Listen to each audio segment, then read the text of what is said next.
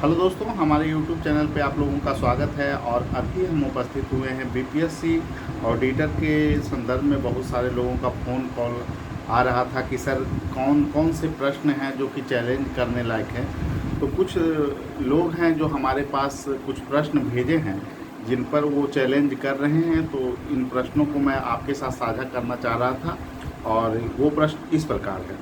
बिहार में का लिंगानुपात पूछा गया है। प्रश्न है बिहार का लिंगानुपात। इसकी जो संख्या है वर्तमान में अगर देखा जाए फाइनल आंकड़े के अनुसार 2011 के सेंसेक्स के आधार पे, तो वो संख्या है 918, जबकि विकल्प में 916 मौजूद थे। और 916 जो है अनंतिम आंकड़ा था, फाइनल आंकड़ा नहीं था, प्रोविजनल आंकड़ा था। और उस उत्तर को आयोग ने जो है कि मान लिया है, जबकि इसका सही उत्तर होना चाहिए इनमें से कोई नहीं, या दो से अधिक। इसमें इनमें से कोई नहीं सही हो रहा है, तो ई विकल्प इसका उत्तर होना चाहिए था, ऐसा दावा है छात्रों का। अब फिर है दूसरा प्रश्न जो है, जनगणना 2011 के अनुसार बिहार में साक्षरता दर, इसे आयोग ने उत्तर माना है 63.82, जबकि छात्रों का जो है कहना है कि इसका सही उत्तर जो है 61.8 होगा, जो कि आपको जनसंख्या 2011 के डाटा के फाइनल डाटा के आधार पे है। एक प्रश्न था दोस्तों, इनमें से कौन सा कथन गलत है, और उसमें दिया गया है सबसे कम महिला साक्षरता दर राजस्थान में पाई गई है।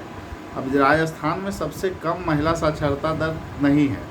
अंतिम आंकड़ा अगर देखिएगा फाइनल आंकड़ा, तो उसमें हो जाता है बिहार का 51.5 है, राजस्थान का 52.12 है। यानी सबसे कम महिला साक्षरता बिहार का हो रहा है। और फिर एक और कथन गलत था कि सबसे कम लिंगानुपात पंजाब का है, जबकि आपको पता होगा कि सबसे कम लिंगानुपात जो है कि हरियाणा का है।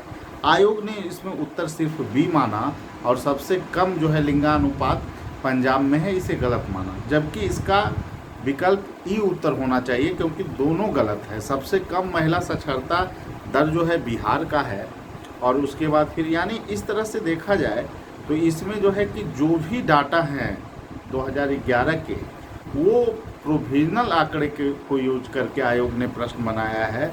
और फाइनल अगर उसका आंकड़ा देखें तो सभी का उत्तर ई हो जाएगा।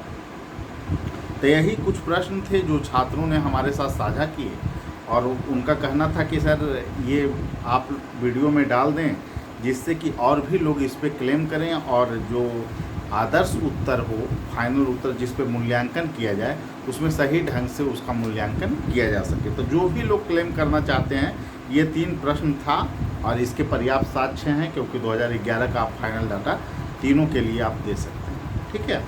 और अब बहुत सारे लोगों का प्रश्न था कि सर आंसर किया गया, उसके बाद कटअप का क्या सिनारियो है, क्या बन रहा है, मतलब किस लेवल पे हम अपने आप को सेफ माने और तैयारी करें।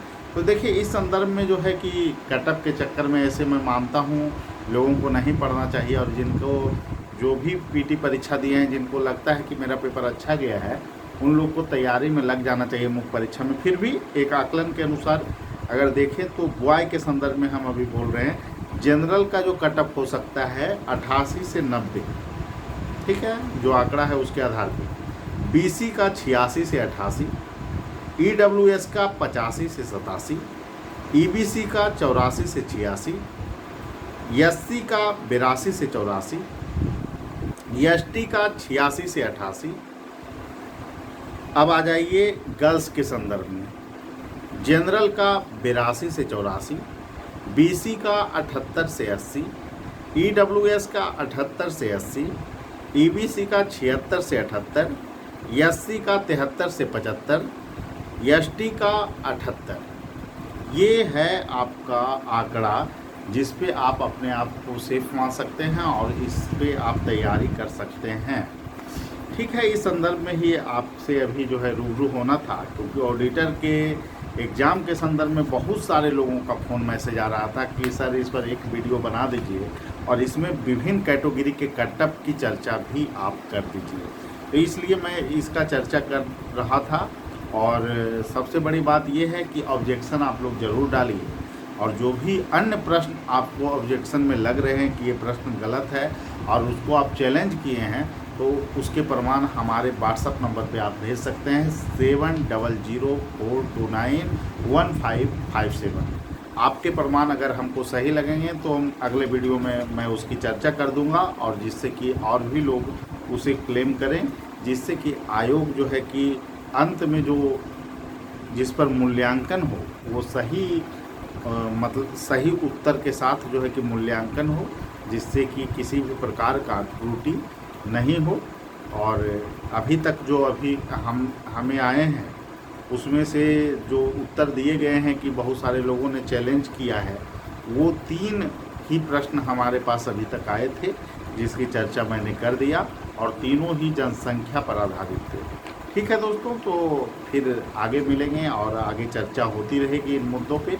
और अभी जो है कि ऑडिटर एग्ज़ाम के संदर्भ में जो मैंने कटअप बताया है उसको ही आधार बनाकर आप लोग तैयारी करना शुरू कर दें। और निश्चित रूप से अगर मुख्य परीक्षा की आप तैयारी करते हैं तो अच्छी अपॉर्चुनिटी है उसमें, और लगभग 4000 लोगों का रिजल्ट उसमें जारी किया जाएगा। और फाइनल जो है कि जो है रिजल्ट आपको 350 से ऊपर सीटें हैं, तो एक अच्छी वैकेंसी है, और इसमें अगर अच्छे ढंग से आप तैयारी करते हैं तो निश्चित रूप से आपको सफलता हाथ लगेगी। सभी लोगों को धन्यवाद, फिर मिलेंगे अगले वीडियो में। Thank you.